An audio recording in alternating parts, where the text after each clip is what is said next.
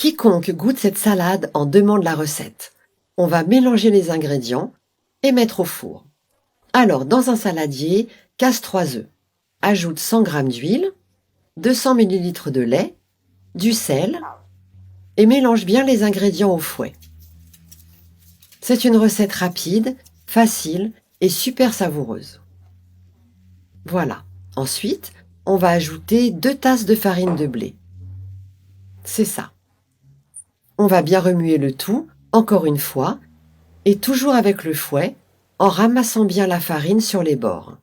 Cette préparation, c'est la base de notre tarte. Voilà, c'est bien remué. C'est la recette parfaite pour le week-end. Après avoir bien mélangé, la pâte est prête. Elle est bien onctueuse et sans grumeaux. Ajoute du fromage mozzarella coupé en dés. Tous les ingrédients de la garniture sont optionnels. Tu peux donc ajouter ce que tu aimes le plus. À toi de faire tes choix. Mets du jambon coupé aussi en dés. Ajoute du maïs. Mets des tomates coupées en petits morceaux. Ajoute de l'oignon blanc émincé. Et termine avec du persil et de la ciboulette. Maintenant, mélange tout super bien. Voilà.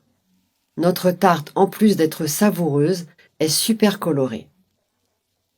Quand cette tarte va être terminée, tu vas voir, le goût va te surprendre. Après avoir fini de tout mélanger, on va ajouter de la levure chimique. Comme ça. Et pour l'assaisonnement, une cuillère à café d'origan. Moi, j'aime bien mettre de l'origan dans toutes les recettes que je fais, car cette épice se marie bien avec beaucoup de plats. Cette tarte, tu vas voir, va être super consistante. Verse la préparation dans un moule, préalablement fariné et bien beurré, sur les bords aussi. Utilise une spatule pour t'aider. Fais bien attention pour ne pas renverser. Voilà. Étale bien.